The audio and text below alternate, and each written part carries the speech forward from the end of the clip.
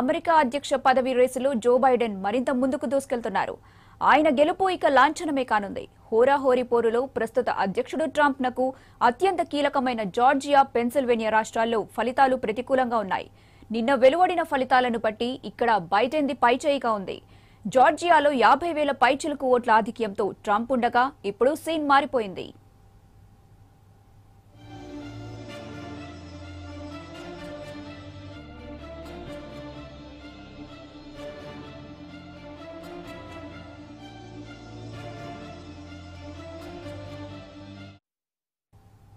ఇక బైడెన్ 1,579 ఓట్ల ఆధిక్యంలో వచ్చారు. అదేవిధంగా పెన్సిల్వేనియాలో ట్రంప్ కంటే బైడెన్ 5,587 ఓట్ల ఆధిక్యంలో ఉన్నారు.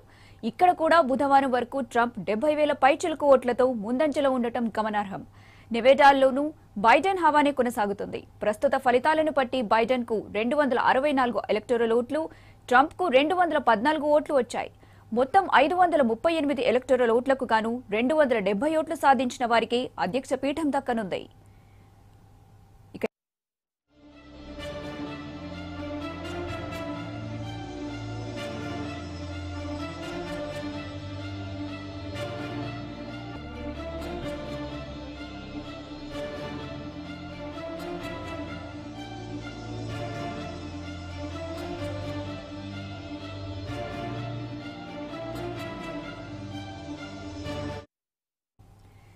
యుఎస్ ఎలక్షన్స్ రిజల్ట్స్ కి సంబంధించి ఉత్కంఠ కొనసాగుతూనే ఉంది.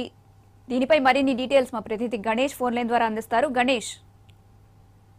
ప్రతిభ, అమెరికా ఎన్నికలు తుది దశకు చేరుకుంటున్న ఉత్కంఠ మాత్రం ఇంకా కొనసాగుతుందని చెప్పాలి. ప్రస్తుతానికి 44 రాష్ట్రాలు కౌంటింగ్ పూర్తయినా ఇంకా 6 రాష్ట్రాల కౌంటింగ్ ఇంకా కొనసాగుతున్నటువంటి పరిస్థితి. ఈ స్వింగ్ రాష్ట్రాలైనటువంటి ఈ కౌంటింగ్ లో మాత్రం ట్రంప్, బైడెన్ ఇద్దరు కూడా వరుసగా ముందంజలోకి వస్తున్నటువంటి సందర్భం. తొలుత ఈ స్వింగ్ రాష్ట్రాల్లో ట్రంప్ హవా కొనసాగితే కౌంటింగ్ గడువు ముగిసే కొద్దీ చివరి దశకు వస్తున్నట్టు కొద్దీ ట్రంప్ వెనకబడుతూ రావడం, బైడెన్ ముందంజకు వస్తున్నటువంటి సందర్భం అయితే మనకు కనిపిస్తుంది.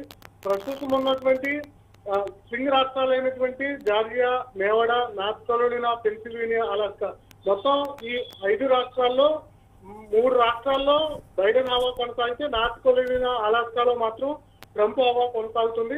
ఇప్పటికే మ్యాజిక్ ఫిగర్ అయినటువంటి 270కి 264 ఎలక్ట్రల్ ఓట్లతో బైడెన్ దగ్గరగా వచ్చినటువంటి సందర్భం గత 2 రోజుల నుంచి కూడా మనం చూస్తూనే ఉన్నాం. ఆల్రెడీ నేవాడలో 6 స్థానాలు ఉన్నాయి. అది బైడెన్ వశం అయ్యే అవకాశం స్పష్టంగా కనిపిస్తున్నటువంటి నేపథ్యంలో అధికారికంగా బైడెన్ అమెరికా అధ్యక్షుడు అవుతున్నాడు అనేది అందరూ చెప్తున్నటువంటి మాటే. కానీ ఇంకా కౌంటింగ్ ప్రక్రియ నడుస్తున్నందువలన ఈ జాప్యం అయితే ఇంకా కూడా కొనసాగుతుందని చెప్పాలి. ప్రస్తుతం నేవాడా, పెన్సిల్వేనియాలో బైడెన్ ముందంజలో ఉన్నారు. నార్త్ కరోలినా, అలాస్కాలో మాత్రం ట్రంప్ ముందంజలో ఉన్నారు. జార్జియాలో మాత్రం రీకౌంట్ కు వెళ్లడం జరిగింది. జార్జియా రాష్ట్రంలో కౌంటింగ్ తుది దశకు చేరుకుంటున్నటువంటి క్రమంలో ఇద్దరికి సమానమైనటువంటి ఓటింగ్ ప్రక్రియ రావడం జరిగింది. కేవలం 0.5 మాత్రమే ఇద్దరి మధ్య తేడా ఉండడంతో జార్జియాలో రీకౌంటింగ్ వెళ్లే అవకాశం అయితే స్పష్టంగా కనిపిస్తోంది. రీకౌంటింగ్ వెళ్ళినా నేవాడా, పెన్సిల్వేనియాలో బైడెన్ ముందంజలోకి రావడంతో ఈ 2 రాష్ట్రాల్లో ఉన్నటువంటి ఎలక్టోరల్ ఓట్లను బైడెన్ వశం చేసుకునే అవకాశం అయితే కనిపిస్తుంది. మరొక వైపు అలాస్కా రాష్ట్రం ఇంకా ఇంకొక వారం రోజుల పాటు కూడా ఓటింగ్ ప్రక్రియ, కౌంటింగ్ ప్రక్రియ కొనసాగే అవకాశం అయితే కనిపిస్తుంది. ఇదే నేపథ్యంలో మరొక వారం రోజుల పాటు అమెరికా ఎన్నికల ఫలితాలు ఇప్పుడు 2 రోజుల్లో తేలినా ప్రకటించడానికి మాత్రం ఇంకొక వారం రోజులు పట్టే అవకాశం కనిపిస్తుంది.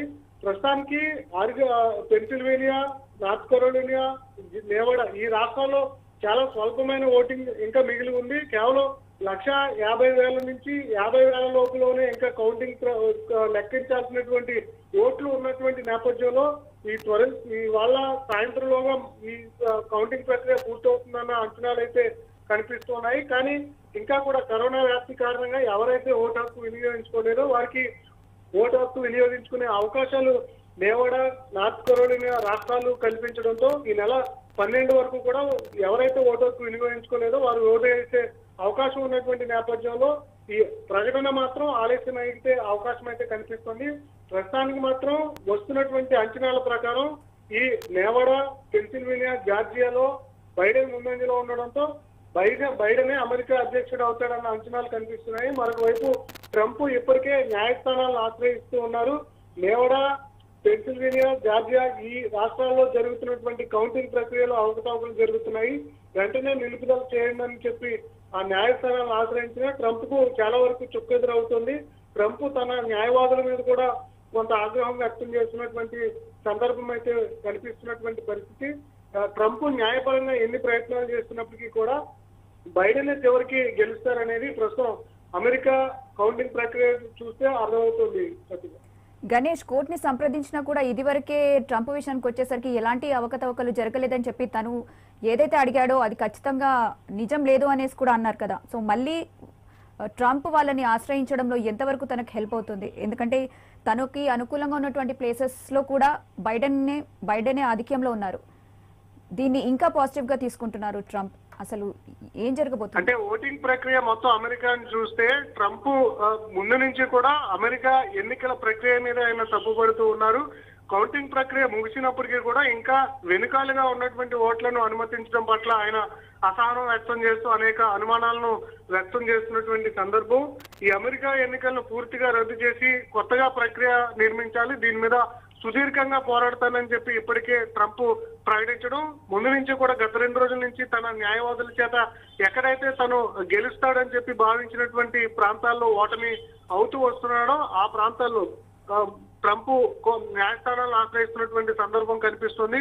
మిచిగన్ కావచ్చు, అదేవిధంగా ప్రస్తుతం పెన్సిల్వేనియా కావచ్చు, నార్త్ కరోలినా, ఇవి రాష్ట్రాల్లో ముందు నుంచి కూడా ట్రంప్ తాను బహిరంగంగానే ప్రకటించాడు ఈ ఎన్నికలు అనేవి పారదర్శకంగా జరగలేదు, దీని మీద న్యాయస్థానాలను ఆశ్రయిస్తానని ప్రకటించడం, ఆ తర్వాత వరుసగా న్యాయస్థానాలని ఆశ్రయించినటువంటి సందర్భం. కానీ న్యాయస్థానాల్లో కూడా ట్రంప్ ఏవైతే ఆరోపణలు చేస్తూ దాఖలు చేసినటువంటి పిటిషన్లు ఉన్నాయో ఆ పిటిషన్ల ఆరోపణలన్నింటినీ కూడా న్యాయస్థానాలు కొట్టేసినటువంటి సందర్భం కూడా ఇప్పుడు అమెరికాలో కనిపిస్తుంది. అంతిమంగా ఫైనల్ రిజల్ట్ వచ్చిన తర్వాత తిరిగి మళ్ళీ ఉన్నత న్యాయస్థానమైనటువంటి సుప్రీంకోర్టుని ఆశ్రయిస్తాను, ఏవైతే మెయిలింగ్ ఓటింగ్ ఉందో ఆ మెయిల్ ఓట్లో మాత్రం మొత్తం ఫ్రాడ్ జరిగింది, ఈ వస్తున్నటువంటి వెనకాల వస్తున్నటువంటి ఓట్లలో కూడా డెమోక్రటికన్లు ఎక్కువగా ఫ్రాడ్ చేస్తున్నారు, అదేవిధంగా కౌంటింగ్ లో కూడా డెమోక్రటిక్ ఓట్లను పెంచుతూ రిపబ్లికన్ ఓట్లను సైడ్ చేస్తున్నారన్న ఆరోపణలు అయితే ట్రంప్ వినిపించినప్పటికీ కూడా న్యాయస్థానాలు అవేవి కూడా ట్రంప్ ఆరోపణలు పట్టించుకోలేదు.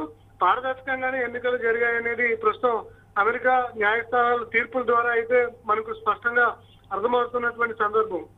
అయితే ఓటమిని జీర్ణించుకోలేకే ట్రంప్ ఏ విధంగా ఆరోపణలు చేస్తున్నాడు అనేది బహిరంగ వర్గాలు డెమోక్రటికన్లు బహిరంగంగానే చెప్తున్నటువంటి సందర్భం. ఏం జరిగినప్పటికీ కూడా ట్రంప్ ఎన్ని ప్రయత్నాలు చేసినా ట్రంప్ ఓటమి అయితే ఖాయంగా కనిపిస్తుంది. బైడెన్ పూర్తి ఆధిక్యం కనబరిచి అమెరికా అధ్యక్ష పీఠాన్ని అయితే అధిరోహించే అవకాశం కనిపిస్తుంది. Thank you Ganesh.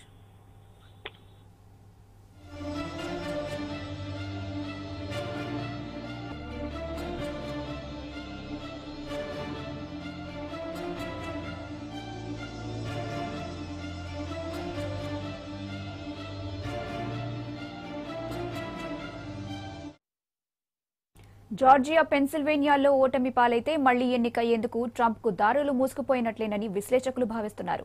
2016 ఎన్నికలతో పోలిస్తే ఈసారి అధ్యక్ష అభ్యర్థి బైడెన్ కు 41 లక్షల ఓట్లు అంటే 1.3% ఓట్లు అధికంగా పడ్డాయి.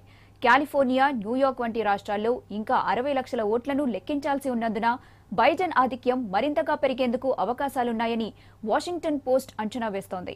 ప్రజాస్వామ్య వ్యవస్థలో కొన్నిసార్లు పరిస్థితులు ఇబ్బందికరంగా మారతాయని, వాటిని తట్టుకునేందుకు కొంచెం ఓపిక అవసరమవుతుందని విజయానికి చేరువలో ఉన్న జో బైడెన్ వ్యాఖ్యానించారు.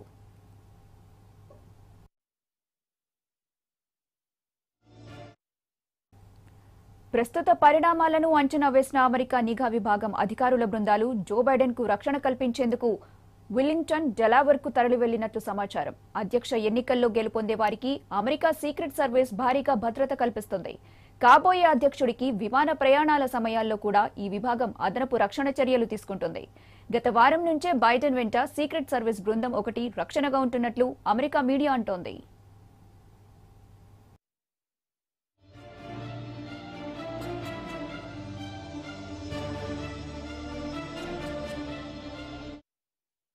ఎన్నికల రోజున బైడెన్ వాహన కాన్వాయ్ కి కూడా భద్రత కల్పించినట్లు తెలుస్తోంది. భద్రతా విభాగం స్పందించడం కాస్త ఆలస్యమైన ఈ పరిణామాన్ని తాము ముందుగానే ఊహించామని ఉన్నతాధికారి ఒకరు వ్యాఖ్యానించారు. ఎన్నికల ఫలితాల్లో ప్రత్యర్థి జో బైడెన్ ముందంజలో ఉన్నప్పటికీ వెంటనే ట్రంప్ ఓటమిని అంగీకరించేందుకు సిద్ధంగా లేరని పరిశీలకులు అంటున్నారు.